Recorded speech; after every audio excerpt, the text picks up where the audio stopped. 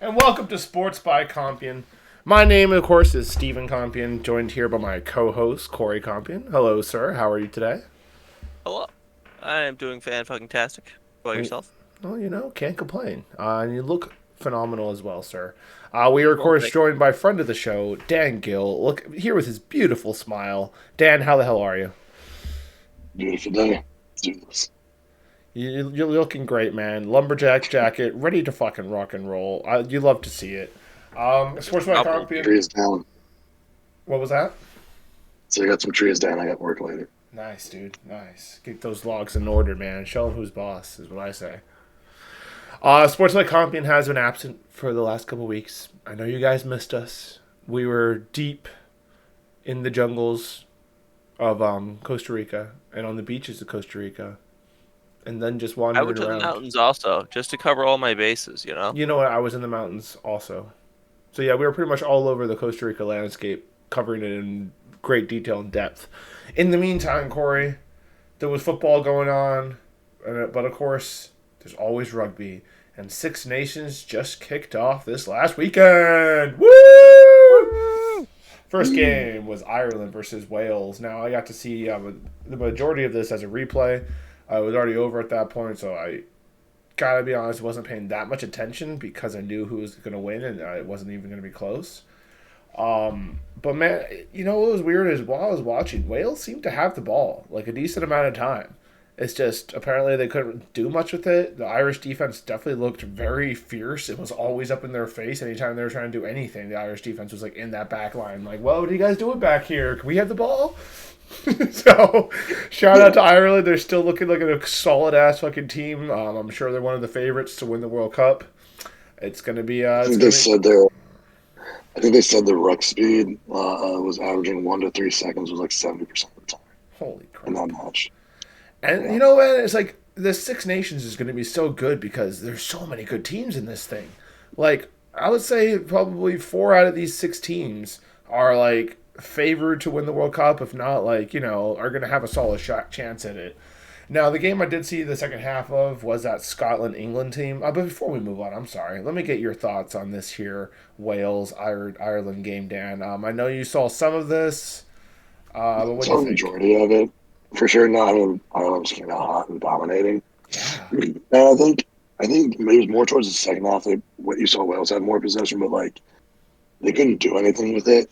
They just had a lot of miscues. And then later in the match, they had a yellow card on just a horrible high tackle. I mean, it's unfortunate it happens. Sometimes you just can't do it. But I mean, they had a chance to score. They punched the ball loose when they tackled Sexton on the one time, and the Island wing just outran him back to the try zone and dotted it when it rolled in. So I mean, that was an unfortunate break for them. Could have been a momentum shifter, but I mean, Ireland was just all over them. It was down. They were up 21 or whatever so fast. I mean, it was almost a point a minute. It felt like. yeah, that was a very quick start by Ireland from what we can gather. This Scotland England game was obviously one of the closest of the weekend. For most of the game, I think it was like England 23, Scotland 22, or at least when I started watching towards there in that second half, with like about 60 minutes so to go, I hopped in there and started watching. What I really like to see was the Scotland ball movement, man. Just quick passes, a couple errors here and there that could have led to tries earlier, but overall, like they just seem to have the ball more and they're moving along really well. You had the English 10, what's his name? That young guy that was people were pretty excited about. Number 10, you know who I'm talking about, Dan? I can't think of his name off the top of my head, but I know who It's you're talking about. yeah. Anyway, that dude, the English 10, had a couple good breakaways, man. The guy looks, he looks like a really good 10. He's going to be a stud as he continues to, develop into his potential. But on the other side was Finn Russell. And, like, we were all laughing. We're like, this guy just looks like an athlete because he has the major dad bod. But, dude, the guy's got to have the best little cheeky grin in all of fucking rugby. Like he just constantly has this little cheeky grin on his face that like don't yeah you may be up right now but we're coming or something like that, and it's just he's a fun guy to watch. He had some pivotal kicks from the corner which was beautiful to see after the last Scottish try that put them ahead. I think my boy Richie, one of my favorite flankers over there with the Scotland. Scotland, I think, has two of the best flankers in the world. I mentioned this before on this show, but Hamish Watson and Jamie Ritchie are probably two of the best flankers in the whole world. So it's always a pleasure to be able to watch those two play. I want to say Jamie Ritchie had a really key turnover. Made a tackle, hopped back up on his feet, and got the ball back for Scotland. Late in the game, killed some English momentum. So, you just love to see flankers out there doing the Lord's work. You know what I'm talking about, Dan? So with this, Scotland obviously isn't like a super huge country comparative, or like I guess they're a country, right? Like they're part of the UK, but I think they're their own country. Uh-huh. Yeah. So how big is like their population? Like, do you think any of the dudes that were in this game played against you guys while you were there? Like, is it like every man in Scotland plays this and they can manage to fill out all these different levels of rugby? I mean, Absolutely, we definitely saw how fast they play. We definitely did not Crazy. play anyone who was in this game. No, these are the cream of the fucking crop, and the way the systems work there in the UK, especially with rugby and really all their sports, is it's all so leveled out. Like, all right, you're this age group to this age group, you're involved in this school, and like it's super detailed, their training programs and like everything they do. Like, so these rugby players are like 25 years old, already have shitloads of experience. They've been training the right way since like day one. They have really, really good programs in the UK. So no, Scotland Scotland has a very small population, but yeah, it's like the third most popular sport there. And when you say a small population in today's world, it's in the millions. So you're still having plenty of people. Right. It's not Because really, like, do they do this and soccer? So Or is it like soccer's number one, and I think they said squimish or squiddage was number two, right? Right, Dan? that one I missed, but they're not really that good at soccer, though. Like, I don't think they really qualify. I don't think they're very good at it, but I think it is the number one sport over there. I mean, it doesn't surprise me, though. It's just the reality of over there. I was talking to one of the taxi drivers who said that they haven't qualified for the World Cup in like a lot of years. I don't think they've qualified since the 90s. Yeah, so there you go. So, I looked it up when we were over there. I think it's like the 90s, yeah. I mean, yeah, they're like 5.3 million. Okay, so there you go. So yeah, plenty of people to fill out their rugby ranks. Gotcha. But yeah, last game of the weekend was France versus Italy. Both me and Dan missed this one. That excited me when I looked it up later, though. What about it? I said that excited me, though, because, like, France was the champions last year, and Italy's just been so horrible. This was crazy to see. I think I need to go back and watch that one, because they ran them. I was watching some extended highlights today while I was doing cardio, but I didn't end up finishing. But what I was seeing is, I think the commentators put it well. France came out and looked like the champions that they are, and just looked great. And they were just playing, like, amazing rugby. But, like, Italy was just hanging in the match for, like, no reason. It would be, like, France would do a bunch of cool-ass shit and, like, intercept a pass and score and all this stuff. And you'd look up at the scoreboard, and it's, 6-11. Nothing unmanageable. No, 6-12. Italy's right there. And you're like, what? How did they manage that? Just a couple penalties and they keep up their kicks? But, dude, France had it all. Their first try was an intercepted pass. They take it back to the house. A big old lock, by the way. It was pretty cool to see. And then the next one, dude, they had this try that was insane. Their fly half, number 10. Anyway, dude fucking kicks it to the corner of the fucking end zone and just beautifully connects with his wing. But this kick, Corey, it was ridiculous. It's just like, what is going on here? How did he do this? Just a beautiful kick. The wing is right there to pick it up. Just absolutely beautiful to see. But yeah, to Italy's credit, the last thing I saw before I hopped off the machine I was on was Italy getting back into the zone and scoring again with their boy number 15, the guy who had that crazy ass play we covered last year. Corey, remember him? Against Wales, where they had that Panucci. Panucci! That call was awesome. But anyway, that dude had a score right before I left to draw them right back into the game again. So it's this was a very encouraging performance if you're an Italy fan for sure. Have we been doing this podcast for a year now? Yeah, dude. We're coming That's up on crazy. A year. I know. Damn! Look at us. Yeah, dude. We covered Six Nations last year. Yeah. All right. Cool. Good for us, man. I knew I was doing something productive with all the time in between naps.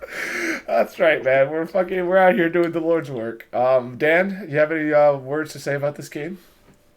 No, I mean, I was gonna say that by no means does that 5 point defeat. Like 5 points to the defending champs, nothing to be sad about. Like that's a huge improvement for them. I am excited for round 4 though, because that's when we do get our rematch of Italy and Wales. So I will be looking forward to that matchup this year. But I mean, next week Ireland and France plays each other, so it's like what France Ooh, team shows up? Like if that's two heavyweight. That's probably the two best teams in the. Because didn't Ireland win it last year?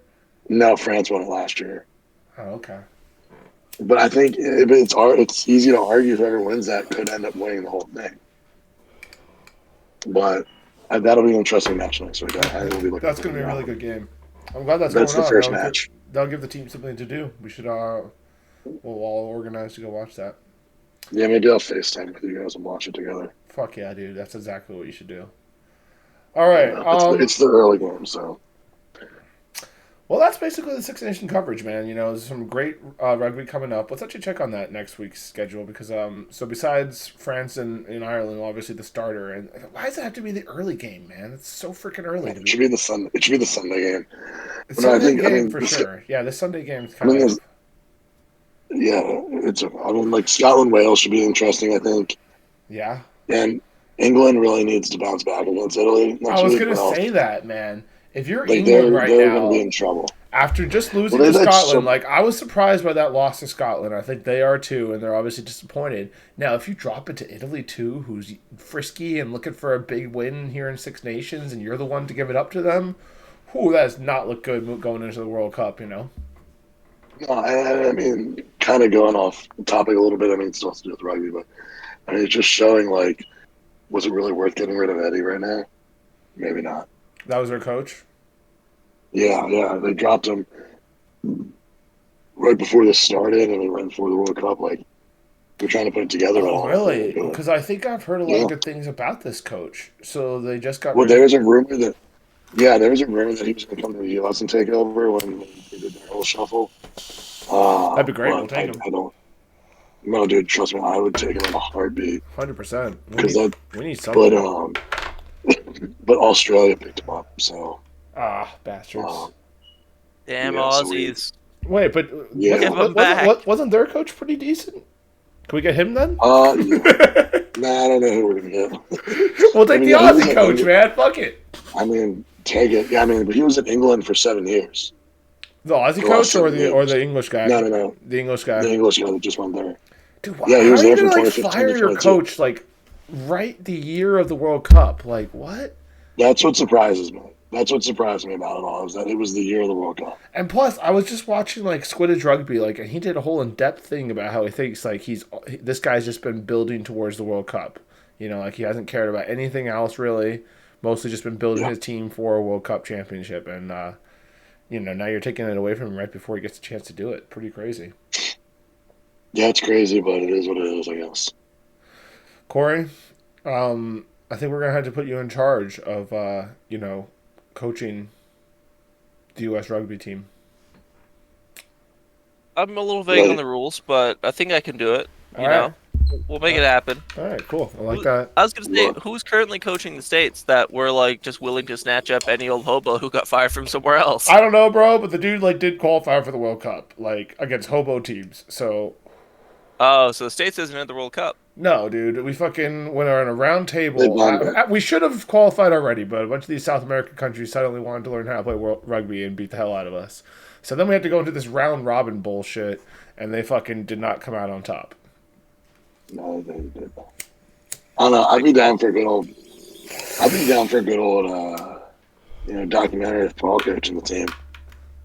It'd have to be on HBO like Hard Knocks. Well, anyway, before we move on here to the hot topic, which is the NFL, the National Football League, Corey, I would like to talk about our first non-sponsor sponsor of the day. Daniel, do you have anybody you'd like to bring up? No, unfortunately not today. I'll leave this one to you. All right. Well, I have for you guys the Fila. Now, what brand of these hand things doesn't really matter. The important thing is to have a hand squeezer in your life for the stressful times, for the times you just want to, improve your dexterity or whatever it is, hand strength. Grip strength. Yeah, grip strength. This is good for that too. Plus, like, if you're a jabroni, you gotta have one of these, like, a standard issue. Because if you're just like a jabroni who doesn't have one of these, people might wonder, like what you're doing with your life and such. So yeah, I think this is called. The real question is, Fila. Why don't you have two? Get one for each hand. I actually do have two. I don't know where the other one is. But you can switch back and forth, Dan. It's a little extra exercise. It gets you, ready for ball handling. Either way, strong hands equal victory. Just for life in general. Have you ever seen that thing that you, like, it's like a wrist strap, but then, like, you slide it over your fingers and you, like, open your hand that way? It's supposed to, like, do a similar, like, I think I have seen those, yeah. I haven't seen those. Yeah. That's interesting. Next time I see it, I'll like open your hand. I wonder like how effective that really is. I feel like you'll be uncomfortable on your fingers. I think it'd probably be good. I mean, I think any type of like little exercise workout things, it turns out, science is showing us / lots of people doing it, that you get results. Have you guys seen the like jaw exercise thing where it's like this thing and you just bite it and it's supposed to like give you like a chiseled jaw? Yeah. Yeah. But it apparently actually works, but it's like I think it's bad for you at some point. Of course it is. It's gonna be bad for your teeth. I think that's what it is. I feel like it has to be bad for your teeth. I believe Frankie is about to join us here. Keep talking to us. No way, just in time to talk about some NFL. He did miss out on the Six Nations business. Frankie! Friend of the show! Francisco Vargas has arrived, and he is here to guide us into the NFL. How are you doing, Frankie? Hey, what's up? What's up, dude? You hear me? Yeah. Good? Sure can.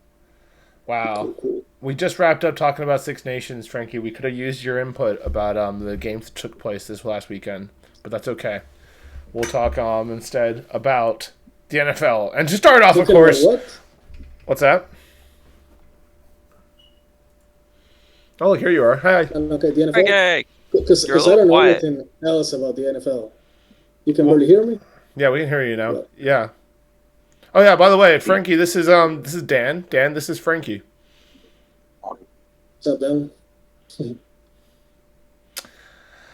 But yeah, so what we were saying, Frankie, is that we were done talking about Six Nations, and now we're going to talk about the NFL. And since you're an expert in that field, we're happy that you have joined us at this particular time.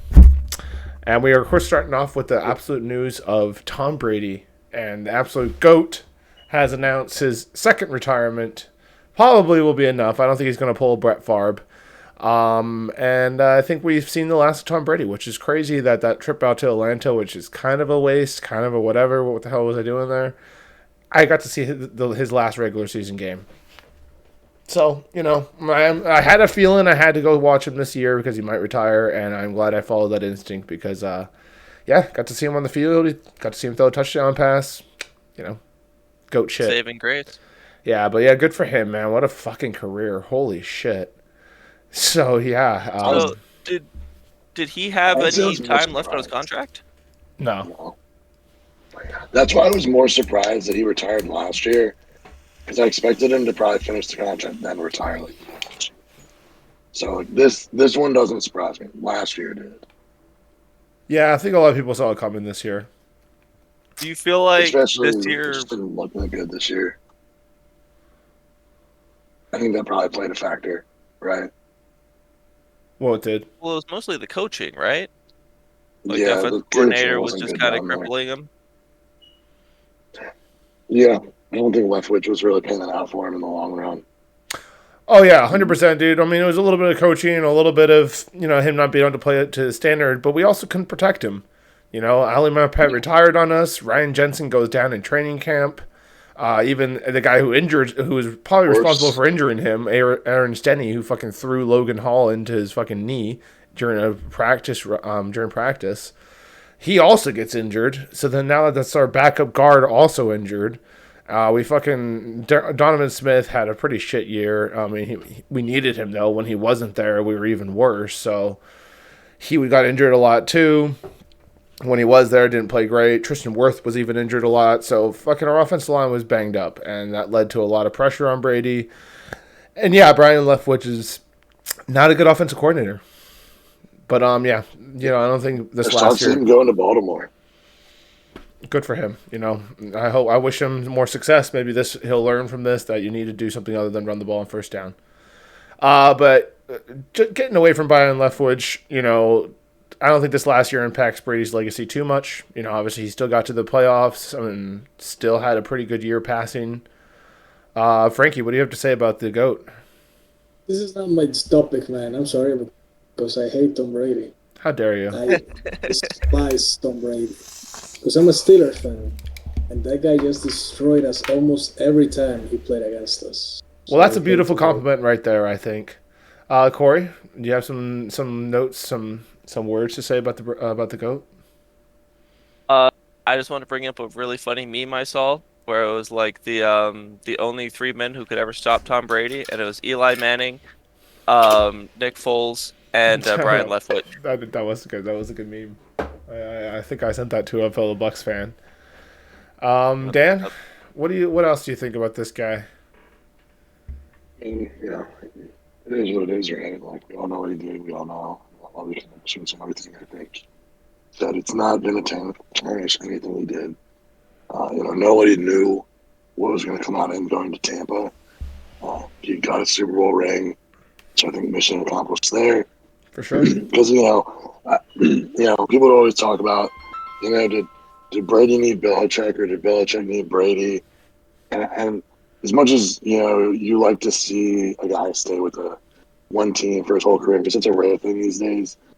I think there was a little bit of, for both of them, they needed to prove that they could probably win one without each other.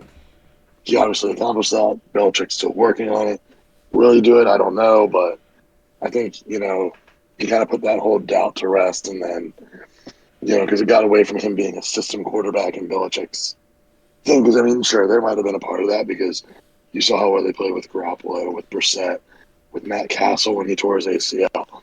Like, there could be some truth to that, but clearly it wasn't all the truth, right? So, he'll be fine. I know Kraft wants him to sign a one-day contract. Will he do it? I don't know. We'll see, but to retire. He wants him to retire a Patriot, yeah. Makes sense. I mean, that is kind of his team for like a million years. So yeah, exactly. Well, anyway, I did see one funny thing though. Like, and I don't know if it's on the team or something. See it.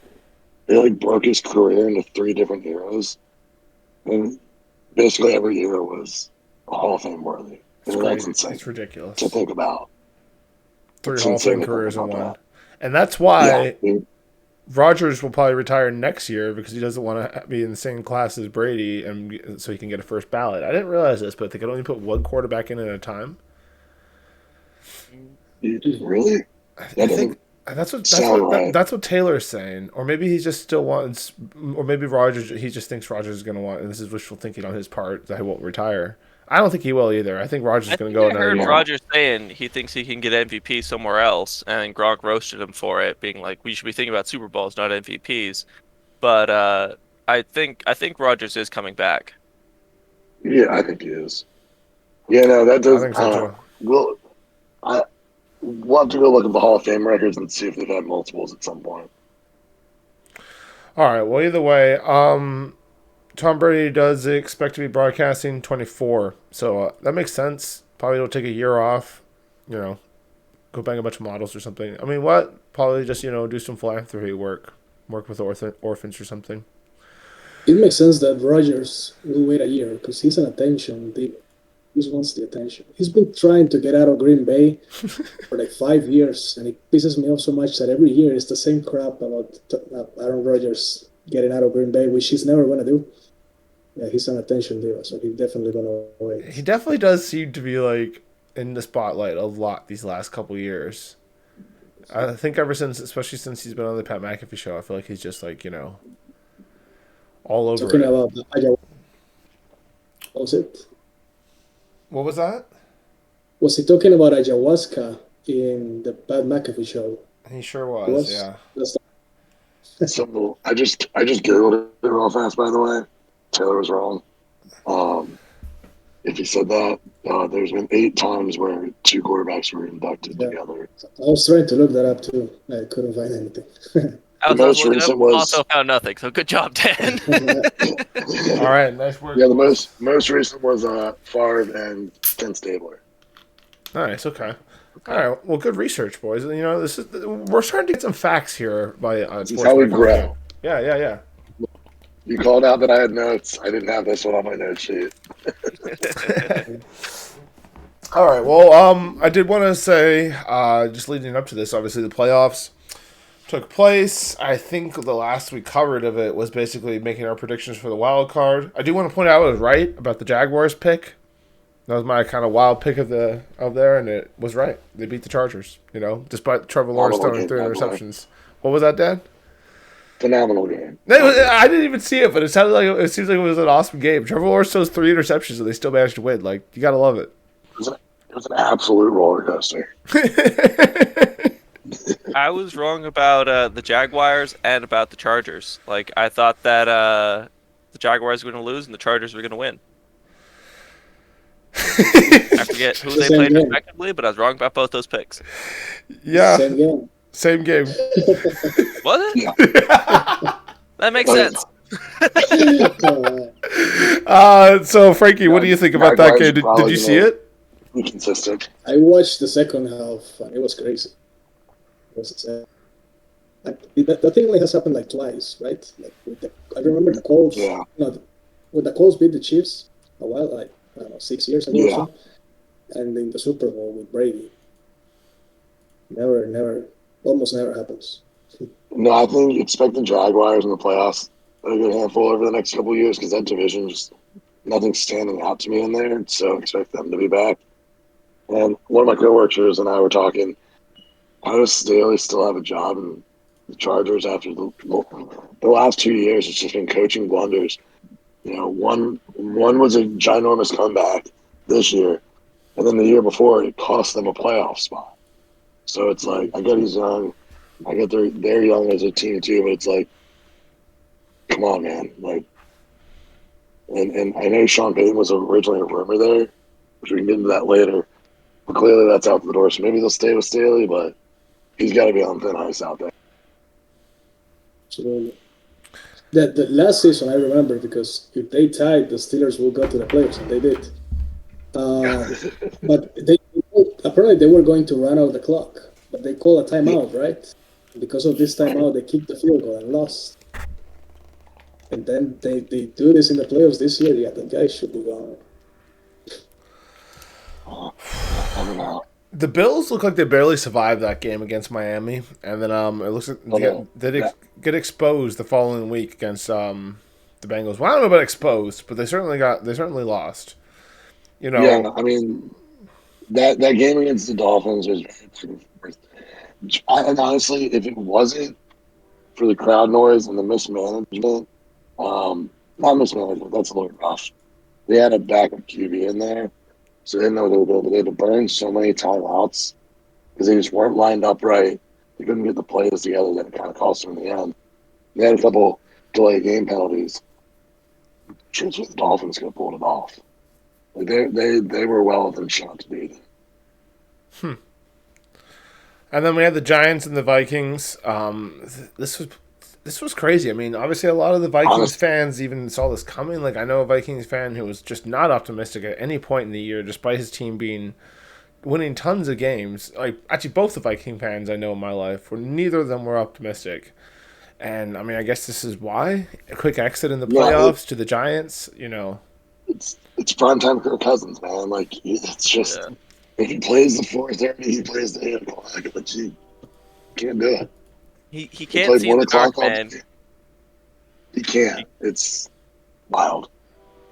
He only likes to play in the morning. He can see stuff. I mean, he didn't do terrible. This isn't a bad stat line, boys. 31, 39, 273, two tutties. That's not terrible. But it's still hilarious to say that he can't win a primetime game. And of course it is. And you know what? We are here for the good jokes, so we'll let it slide. Essentially, It's they like also Chris need some Murray for playing Call of Duty. You got to stick with the funny things. They need some defensive help out there. It seems like everyone in the league needs a pass rusher. There's like so many few really good pass rushers nowadays. Like there's Nick Bosa. I would say there's probably 10 to 15 maybe really good guys, and then it severely falls off after that. So Steve, it appears you have minimized the sharing screen thing, or Discord, I believe. Yeah, gotta pull this back up. And I was reading the other day that Zadarius Smith expects to get cut again. So I think that'll be interesting to see where he might end up out of there. Or they could re-sign him, but that's a tough piece to lose in their defense. Which one was that? Who? Zadarius Smith. Oh yeah, he kind of signed like a 1-year deal over there with Minnesota. Yeah, and really proved himself again. Like, that's the crazy thing about that guy. Like, he kind of burst onto the scene with the Packers, and I hadn't really known who the heck he was before that. But he was with Baltimore, I think. Yeah, he was with Baltimore. I mean, he was pretty good on the Baltimore defense. They just had a lot of moving parts, and he really did. Yeah. For sure. But then, the the rematch of the Bengals versus the Ravens ended up the same. Some type of game happened on Monday night, but, no one was really watching. So that's the wild card week. And did you see any of the highlights from that Ravens game? No. They had a shot to tie it, and honestly probably win it a couple of times, but they went for a QB sneak from like 2 yards out, and the QB tried to go over the top. I heard about this. Yeah, and was it Hendrickson, the lineman, just picked the ball out of his hands and just ran back for a touchdown? No, it got knocked out of his hands. It was just rolling. So Henderson just like coming around the edge. It just lands in his lap. He's like, "Oh, cool ball." Well, I thought it was Sam Hubbard, the other guy. What made me laugh the whole time though was like they kept cutting back to Huntley. He's like, I got it over the line. It's like he barely got it over the line of scrimmage, not even anywhere near the goal line. He's acting like he got the touchdown the whole time they're running down the field, and I'm like, I'll give it to Mark Andrews. The dude has wheels. He caught up to them going down the field. So I appreciate the hustle on that. But I mean, the fact that he acted was remotely close was beyond me. Tight at that point, and it was the fourth quarter. Yeah, That was the game shifter, huh? Yeah, that pretty much put the nail in the coffin. I mean, Huntley ended up in the Pro Bowl. I'm like, what? Yeah, I was surprised by that. It was to injury. I don't know who he replaced. Well, all right. So Allen said Allen didn't want to go. Allen's out and Patrick's playing. Holmes couldn't go. Lamar's hurt, and I don't even think he had a Pro Bowl year anyway because he was hurt for so much of the year. No, there's no way. So I think it's like Trevor Lawrence went in as a backup and Huntley went in as a backup. But still, there aren't any like starters for teams we could put in there. Like, why is there a backup there? Derek Carr is in the Pro Bowl. I love that Derek Carr was in there. He's apparently putting on a show. Yeah, he was. Good for him. Well, what were we going to say about that Derek Carr situation? Because the last I heard about it was that he had stepped away from the team because he didn't want to make it awkward. He was like, all right, we'll let Jared Stidham take over. I just won't be a part of it. Yeah, it was like the last 2 games of the season he just left. Right. So, is that really what happened? Or did they tell him to get lost? No, I think he just stepped back from it. Well, then why is everyone acting like it's like, oh my God, I can't believe what the Raiders have done? Like, it seems like a pretty civilized situation. No, I think I get that he's been there for a while. He hasn't really gotten them over the hump, but I think he just wants to push him at that point in the season. Like, they really weren't going to get anywhere. So I don't think it would have been harm in letting him ride it out because, let's be real, Stidham's not going to be their starting quarterback next year. They would go out and find him. He did look good that 1 week. Yeah, I'm not saying he looked bad. It's just he's not their solution. So whether it's through the draft, whether it's through signing or trading for someone, I just don't see him. I see him being a backup again next year. As much as you probably wouldn't want to hear that. It's just the reality. But before we hopped on today, what made me laugh though was he was the throwing competition, they don't hit the certain like things for points. And when it was over, he like scored so high, and Ryan Clark was like, you've thrown a lot of touchdowns in Vegas. Have you ever been that hot before? And he goes, not really. That's why I'm not going to be here next year. I was like Ryan Clark didn't know what to say. He just kind of walked away. That's a beautiful one-liner. Oh, 100%. But I think he's tied to your Tampa team. I've seen that. I have a buddy that's an Indy fan that would love to see him go there. I don't know how Indy could move the Matt Ryan contract. Is it something that they could pawn off to the Raiders? I don't know if Indy could possibly handle doing another bridge quarterback year. They're pretty high in the draft. They could really get someone good. I think one of those two quarterbacks may or may not be available. You might have to trade up. Who knows? But I think they need to draft someone. Yeah. But the Buccaneers, on the other hand, we could definitely get ourselves some Derek Carr in our life. But anyway, moving on to this divisional round, the Chiefs eke out the Jaguars. I kind of watched some of this game, I want to say, credit to the Jaguars, man. Not a bad exit out of the playoffs. They played the team that's in the Super Bowl now very tightly. So, good for them. Actually, such a Well, no, I was gonna say I think they said they were the first team to have two straight losing seasons or have two straight first picks, and then make the playoffs. Oh wow! So and win a game while they're there, and then came close to the second one. And win a game. The Browns kind of fizzled out. People thought they were going to do some things, but maybe the Jaguars won't be the punching bag anymore in the NFL. It's good for them, man. I've always kind of liked the Jaguars, so I'm here for it.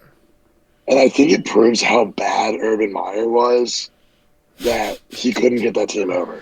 Dude. I mean, Doug Peterson's great coach. Whatever was going on with Urban Meyer that guy was whatever. How does that guy get hired? He's gonna get hired again. He's gonna get hired at the college level. He will get hired at the college level. Yeah. Well, I heard he was just really good at recruiting. He didn't really know a whole lot about coaching, but he was really good at recruiting. People wanted to play for him because he was like a powerhouse team, so he just had his pick of all the best high schoolers. Yeah, and it works.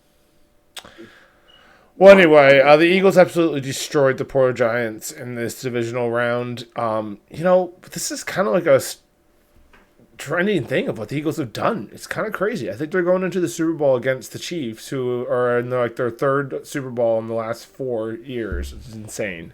But they're kind of going in as the underdogs in this game because the Eagles just look scary. Frankly, they're out here destroying the Giants, and then the next week, they fucking make the number one defense looks terrible. I mean, granted, you take out Brock Purdy and you're rolling with my boy Josh Johnson. Love Josh Johnson, but yeah, no, he looked terrible out there. Poor Josh. And he got decked with a concussion. Did he get a concussion too? They had both McCaffrey in there throwing the ball. And this comes back to what I've been saying about pass rushers, dude. I forget, looking at the, I think I heard a stat that every single one of the front four of the Philadelphia has 10 sacks. That's insane. That means you're getting... So they've given up the fewest sacks in the league, and they have the most sacks in the league. So their trench warriors are fucking heroes, man. Hassan came through on that early in the game and just beat his man and fucking rocks Purdy in that elbow. Who knew you could fucking spray and destroy some crazy ass fucking thing just by getting hit harder? Think about the impact that he must have been having just that head to fucking bust out that dude's fucking elbow. That's a strong elbow too. He tore a ligament by just hitting him with that. Holy shit, dude. The NFL is brutal. You gotta imagine that's the most powerful high five of all time. Yeah. Because he's coming forward, he's, Yep. meet in the middle. Yeah, it's a lot of force. But it happens. But yeah, so anyway, they make the 49ers look kind of bad in this game too, and it's man, the Chiefs are going to have their hands full. We'll get to that in just a minute. Wrapping up this divisional round. Well, yeah, no, sorry, what were you going to say, Dan? No, I was just saying, I don't think I was never high that the 49ers were as good as they were. I think they just finally got exposed. As you can see, I didn't think Dallas was overwhelmed. I mean, they were a good team. Don't get me wrong, but like, I did believe that if they went to Philly, they probably would have given the Eagles the toughest fight out of anybody in the NFC. I think you're right. But I think the Purdy magic was going to run out sooner or later, and just the way he played in this game against the Cowboys, it wasn't clean, and I think they got really exposed in this game. So I think we all kind of saw it coming. Yeah, I mean, I think that guy's going to have a good chance to be a starter, and he's obviously going to have to prove it again next year. He's got a lot to still prove, but I'm not counting the guy out. I think he's going to be pretty good. Yeah, maybe he's going to have to go on from there. They might have to trade. Who knows? But I think they'd trade Lance because Lance wasn't doing what Purdy was doing. Lance was looking good, though, right before he went out. Like, the 2 quarters he did play or some shit. I don't even know. I don't know. I saw a rumor that people were putting guesses out for where people were going next year. They had Lance going to Washington. Wow. I mean, who knows? There could be some big off-season moves. There's the quarterbacks are kind of in a more of an abundance than usual right now in the NFL. There's a lot of bridge gap guys. There's a lot of guys who knows, maybe in the right situation they could really be the dude. So yeah, I think the QB carousel is going to be fun in a couple weeks. For sure. Frankie, what do you think about this whole Bengals destroy? Look, I mean, they didn't destroy, but they certainly dominated this Bills game. Yeah, when I saw, I didn't know the weather was going to be like that. And the Bills are more of a passing offense team. So when I saw that, I was like, oh, I think the Bills have no chance. And it kind of looked like that the whole game. They were lost. They couldn't get things going. I wish I had known sooner, so I would have bet on the Bengals. And yeah, Joey Cool just fine in the snow. Dude, there's something about this guy. I really like him. Like, he is I'm like bought in on the Joe Burrow train. Like, it's just crazy, his story, like, comes from not being able to get onto the field in Ohio State. Like, all right, fuck you guys then. I'm going to LSU. Goes there, finally gets on the field his senior year and just has, like, a magical fucking season that's, like, it will be historic. He was part of arguably one of the greatest college football teams of all time. That's what I'm saying. Like, his that season is going to be historic for, like, people will always remember that. And then, he comes to the Bengals, fucking rough rookie year, immediately gets fucking rocked and taken out. But then the next 2 years, the guy just fucking goes deep into the playoffs and went to the Super Bowl last year. Like, he's a dude. It's pretty cool. I heard one of his quotes is, my whole career is my window, or some shit like that. Like, yeah. He is do you think about the Super Bowl window? It's like, my whole career is the window. I'm not worried about it. Yeah, he's a stud, man. You like the way he carries himself for sure. How do you feel about that, Frankie? You think you can take that division anytime soon? You think Pickett's going to bring him down? Fully. The good thing is that he's on the Bengals, and the Bengals are known for losing and sucking. I think he's gonna change that, buddy. Yeah, I just said. There's a chance. No, I hope not, because I do think he's pretty good. I hope not. I hope that he gets traded or something, just like Lamar, hopefully in a few months. I don't know. He's probably gonna get tagged. But yeah. One of my wishes is actually if somehow the Buccaneers can maneuver and get Lamar into our building, that'd be great. That'd be really lovely. It's not worth it. Oh, you think he's bad or not good enough? I mean, they're gonna have to give up like the farm to get him. Is I think what Dan is saying, right? Yeah, like he can't. Like, I'm sorry, he can't. He's proven that he can't stay healthy. I mean, yeah, when he can stay on the field, he's good, but he just can't stay on the field. The last 2 seasons, he's missed the back half. Like, how can you have your team make a run for the playoffs and you're not there? I mean, whether people were kind of arguing up here. Like I live in Maryland. I'm not a Ravens fan, but I listen to all of it. That how legitimate was his leg injury? Like, could he have really played in that playoff game against the Bengals? There was a lot of ifs, ands, or buts, and it's just when you have at least the last 2 seasons and you've missed the back half, how can you give up the farm for this guy? You're not wrong. It's a great point. Corey, you're the Cowboys fan we have in the house. A lot of us saw this game of the demise there in San Francisco of the Cowboys. It just felt like the Cowboys offense, man, just from my standpoint, like, it was rough. Like, they should have won this game. They had so many opportunities, so many times they were in the red zone. Dak had a couple of rough interceptions, costly turnovers, and just Diggs dropped a pick. Like, Diggs is usually good for a pick. He dropped one. I also saw this one play. Like, I saw every play of it where Kittle's like juggling this ball across the middle.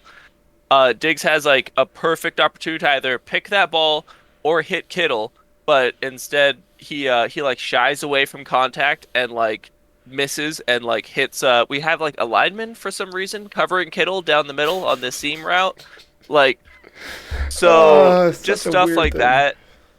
Just the playmakers didn't show up to make plays, you know. Like if he had broken up that pass, if he had held on to that pick that hit him in the hands, if Dak hadn't thrown 2 picks, a couple things could have gone our way. They didn't, you know.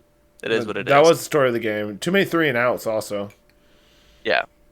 I do have a good question for you though. What the hell was that play they ran at the end of the game? Oh my gosh. So that They just was got that guy smoked. I'm sorry. Like, yeah. So I saw Patrick McCaffrey. He said similar to our play, this was never supposed to be snapped. It was like to try to draw him off sides type thing. I guess I don't know. Looked real bad, whatever it was. I think maybe they're trying to set up to do a bunch of laterals, but then like the pass came out so high that he had to like jump for it, and he was getting laid out before he even came down. Definitely questionable, whatever that was. I mean, poor Zeke got trucked at the line. Like, it was just, Dude, everyone who touched the ball got demolished on that play. It was so rough. I saw a funny picture that was like the football field with an indent on the ground. It's like currently Zeke. And I'm like, Yeah. I mean, the way he got hit, I was like, oh, you probably could have put 2 of them And next to Herbert, each other. both really rough day for them. Yeah, no, I mean, it was, I mean, like you said, it was a surprise. I thought it was a surprise. I mean, I expected it to be close. I expected probably to have at least 10 more points on each team. I didn't expect it to be that low scoring. And I mean, Dak's picks were just so bad. Like, it was like, Weird I though mean, that the San one, Francisco converted so little on that. Like yeah. you said, I mean, they they're were in the lucky. teens with 2 picks. Like, your defense is doing everything for you guys. Yeah, and really, I mean, that's what we saw the last couple of weeks for them. I'll be so pissed if I was a Cowboys fan at Dak. Like, when is this guy gonna show up? He doesn't show up in big games. It's the same thing I'll with be Kirk pissed. Cousins. Is he He's just, like, primetime Dak? good. Is primetime Dak a thing? I don't think so, but like he's not a winner. He's statistically good, but he's not a winner. That's what I feel too. Yes. Rough criticism for Dak Prescott. Can he turn it around at the age of, what is he, 28? Not bad. Still time. Young. He's young. Still We just time. signed him. He's gonna do some shit. He just needs a little time to, get his life together. For Stop sure. throwing picks. But then, yeah, as... Marino situation. What's that? What? So do you think it'll be a Marino situation? Marino? Yeah, like, Oh, That's a just big always win. good, but never gets a Super Bowl. yeah. He's not even as good as Not. Marino so far, so he's gonna have to. Well, no, he's gonna but have to just pick it up. Well, yeah, but just Marino was like always like at the top of like the quarterbacks in the league, Oh. like indisputable, Yes, for, like for sure. almost the whole time he was there. So Yeah, but I at think least his you closest Dak's comparison getting them to is the Kirk playoffs. Yeah, I'm surprised Kurtz lasts as long as he has sometimes.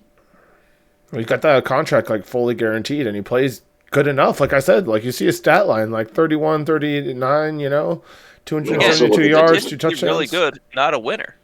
Yeah. Also, look at that division. Let's be real here. Like, not the best division. Yeah, that's fair. Right now, at least we'll Like, see if someone that's a Packers fan, like, we'll see how it goes. So then, yeah, the Eagles just continue this crazy-ass playoff run as they destroy the poor little 49ers who had just had difficulty protecting the quarterback. There was injuries all around. Frank Warner went down with an injury early in the quarter, came back like a warrior, but I'm sure he was fucking playing through some Bill pain. Bosa got taken out on the sideline. Yeah, Nick Bosa got taken out, like, what, on a punt play? Was he even involved in the punt, or was he just No, standing dude, he's too close? on the sideline, and He's just someone standing got too close to thrown it. out of bounds and rolled into his knee. Fuck, dude. Like, goddamn. Yeah. That's crazy. But yeah, so the poor 49ers, their defense just was on the field for too long, I imagine. And honestly, this Eagles offense is scary as fuck, dude. But that one touchdown, 100% McCaffrey, dude. Like I remember sitting there watching this drive where he was just like, "All right, guys, we're in the playoffs for like, I don't know, has he been in the playoffs before with Carolina? I don't think so. Probably. Yeah. Yeah? Yeah, he he wasn't was on the Super Bowl he was team. okay, yeah, okay. I'm pretty sure he was on that Super Bowl team. I don't know. Well, Was he on was that Super like, Bowl "I'm gonna team? fucking carry this team into the end zone all by my lonesome." Dude, the guy breaks 4 tackles on like I think it's like a 20-yard run, something like that, on the way into the end zone. It was fucking crazy. I remember sitting there like mourning the loss of my phone because I had lost my iPhone the night before, a little hungover, just sitting on this couch, watching this run. And I'm just like, "Oh wow, oh wow, oh shit, all right, cool, good job." He's an animal, and I think they're gonna find ways to use him, and they're gonna keep that quarterback. Figure out how to protect your quarterback. Get some offensive lineman or some shit. Like, what's going on over there? Trent Williams is a beast. He's doing his part at like 30, whatever the fuck. He's just like On the Super Bowl 36, team. something like that. What was He that, what? Frankie? He's like 36, Trent Williams, and he's like still one of the best tackles in the league. Yeah, he just destroys people. It's crazy. Who was the bald dude with the beard from the Rams who retired last year? Whitworth. Whitworth. Yeah, I guess linemen they can just hang around for a while. Well, the offense, it just depends. So it's all the person, and you don't see it that often. Of all the people who get drafted every year. So yeah, Bengals Chiefs. Then this was a heck of a game. It was close the whole time. Joey Burrow, I think he kind of struggled a little bit here. He had 2 costly interceptions as well. The game, everyone's going to call it down to that last play of the offense, the defensive lineman, 58. His name escapes me right now. But, I've been in that position where you're just pursuing fast, lost track of where he was on the field. It's not acceptable, but yeah, that's a huge mistake. Poor guy, like, fucking fucks up his knee, too, takes out one of his trainers. It was pretty catastrophic. And then, draws the penalty, and you just see him just, like, upset as fuck. That's a rough way to end the season for the Bengals, but, this was on the whole team. Back it up a couple plays, though. Like, the way that they handled that whole, like, ball moving and then trying to call the play dead, and because the clock didn't run right, and just the way the refs handled that, I thought like that was like horrible management on their part, because they showed the replay that the ref, the judge up top, came in waving him off. The ball got snapped, and he just stopped and turned around. I was like, nope. And the Bengals made the stop. How do you not keep running? How does the back judge, when you see the umpire come across the top into the center of the field, not see him wave him off? How does that get missed by that many other refs when they're coming in? It's not that hard to see that. Yeah. I'm not saying Also, that the Bengals would have stopped him, but it was, you can't pinpoint it to that one play. I'm not saying that. There's too many other opportunities. Like you said, Burrow had the interceptions, but just the way that they handled that whole last 2 minutes of the game is like the epitome of what you hear all season with the refs. Yeah. But there was also like a late hit on Burrow that didn't get called, but then they called it on Patrick, so it felt like the refs wanted the intentional grounding. Yeah, that intentional grounding call, I thought P. Ryan was close enough, because then on the they get the intentional grounding, Chiefs get the ball. Mahomes did basically the same thing with Kelsey coming back in towards the line of scrimmage, throwing about the same location. They didn't call it. Again, I'm not conspiracy theory over here, but it's crazy how prevalent and strong that. How do you call it one way or not the other? I think it's more incompetence than anything, but it is pretty crazy how bad it's been recently. But going back to it's like why you would think that the year that they had the replacement refs, how bad of a debacle that was, that they would have invested in making these guys full-time refs. The fact that not a single ref out there, because that's their full-time job, is beyond me. That's pretty crazy. It doesn't make sense. They need to be full-time refs. You do trainings, you do whatever, because the level of inconsistency is astonishing. And then like they make these quote unquote best crews for the playoffs. Well, these guys haven't worked with each other all year. They're hodgepodge. I hate using the term hodgepodge on this. These are guys who are like supposed to be the top of what they have, but it's guys that haven't worked together all year. It's like, are they on the same page? But if your crew chief is calling it one way and the other crew chief calling it another way, it's like, how do you level it the same way? Yeah. Frankie, gotta have that team chemistry. Yeah. What were you gonna say, Frankie? Never mind. All right. What does it take for me to be a ref? Yeah. I want to be a ref. I mean, I want to go ref games. I'll take some bribes. Especially if they start having it as like a full-time position where you sure start. that I can do a better job. Look, you just got to be like a high school ref for probably about 5 years, do like 1 year of college, and you're good to go. Look, we should all start our own officiating crew together. I don't want to be a ref, but I think I might start paying attention to how to be a coach eventually. Because your body might not make it too much longer. Who knows? We might be in the final years. Endgame, boys! Speaking of endgame, we have the final game coming up, Corey. Sorry, what were you going to say? I just want to go back to real quick the dude 58 who hit Patrick out of bounds.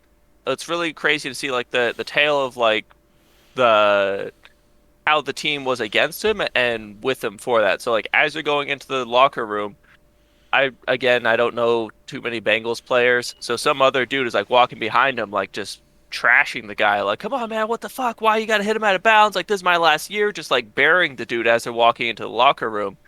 And then really? Like once they're dressed and stuff and they're doing like the media press, the dude who fucked up, he's getting interviewed. And they're like, oh, so what do you think about like that last play? And like he has a teammate just like standing next to him throughout the whole process. And the guy just takes the question for him. He's like, hey man, don't ask about that. That's one play. He played his butt off the whole game. Don't fucking bring up that one play. We're not focusing on it. Just like ask something else. And it was crazy to see a bad teammate just pointing blame and just be like, I mean, I get it's frustrating. It's your last year. Yeah, you but have it seems a little extreme to be taking it out on one guy. Like, stop. Right. And then to see like an actual good teammate just be like, no, we're not talking about that. He fucked up, but like he had a great game. Don't focus on, the fly in the soup. And like I said, dude, like you lose the game 23-20, like that's the whole team. There was so many opportunities to win that game. But yeah, we're in the end game, final one. Oh yeah, the last thing I wanted to say was just hilarious to watch I think it was Mike Hilton, the cornerback for the Bengals. He's like standing on the sidelines there. And, like, he sees Patrick's out, so he's just standing there. But then he, like, sees his 58 come and hit him, and you just see him, he's like, why? And his hands are up, like, no! Man. Tough times. But anyway, so the last game here, we got the Eagles versus the fucking Chiefs, dude. These Chiefs are back here again at the Super Bowl. 3 times in 4 years. There's a dynasty on our hands, but they can't quite get over the hump now. They're 1-2. Is that correct? You have to. No, hold on. They can't be 1-2. We're wrong about this, right? So they won the first year. The Chiefs are 2-2 in the Super Bowl in their career. They're Super Bowl. Well, under the Patrick Mahomes era is what I'm talking about. Yeah, it'd be 1. So they've been to 2, right? This is their third. They'll be 2 in the last 4 years. Okay, so they're 1-1. Gotcha. We're smart guys. Anyway, I think it's interesting though that like, I mean, well, yes, like Patrick Mahomes is great and all, but like, we talk about Andy Reid for a minute, and like he got written off so hard when he got shoved out of Philly. It's crazy. Like, okay, like that. Like, yeah, he went to Kansas City. Like, they're not going to really do anything. And, I mean, he's like, yes, it helps having Patrick Mahomes there. But, like, he's done a really amazing job turning the team around. And I think it's kind of funny that he's facing the Eagles in the Super Bowl. Like, a city that he was in there for forever. It is pretty cool, actually. I'm sure it's a nice revenge game for him. He's gonna have some aces up his sleeve. Like the guy, I feel like they don't have the most talented roster. Like I don't know why, but I don't really have a lot of respect for Juju Smith-Schuster. I mean, I think he's a okay receiver, but whatever. He's over there and he's like the number one guy, isn't he? And then there's like McKeel Hardman, I think, is over there. They got that Tooney fellow from the Giants. All these are receivers who like don't scare me, you know. I But mean, like but Mahomes makes them look great, and then there's Travis Well, they got Kelce. Of Kelsey course. as the main receiver. What was that, Dan? but I mean, I would say look at the like everybody's worried with Hill going to Miami. They're like, oh, what's Mahomes gonna do? Like, Goes to Super Bowl you again. know, Apparently, it's like it didn't seem to be that big of an issue. Like, and I get that he has solid pieces around him still, but I mean, it's a tough guy to replace though. Either way. I just am excited with this game. I mean, the Eagles have tons of firepower, so they I think I think they're favored, right? I haven't checked the Vegas Yeah, line by on one. this. It's 1.5. Okay, so they're favored for this, and I think it's because they got weapons all across the front of the line. So they got Dallas Goedert, so they got a good tight end themselves. You got AJ Brown, arguably one of the best receivers in the NFL. And then Devontae Smith, man, he looked great on that fourth down play against the 49ers, like early in the game. Jalen Hurts finds him deep for a beautiful catch. It's just, this is a team that's firing on all cylinders. Their offensive line is amazing. Lane Johnson doesn't give up sacks, so Chris Johnson's going to have his hands full trying to get in there. Credit to Chris Johnson really closing out that game last week. He had a nice sack on Burrow to get the ball back, on big third down play. You love to see it. He's got to really show up because guess who will show up? That whole scary ass defensive line for the Eagles, and they got some opportunistic guys in the secondary. I think the Eagles are probably going to win this.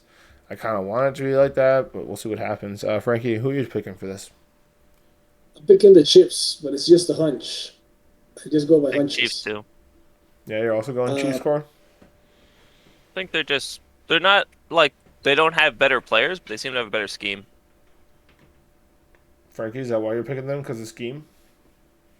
No, because of my hunch.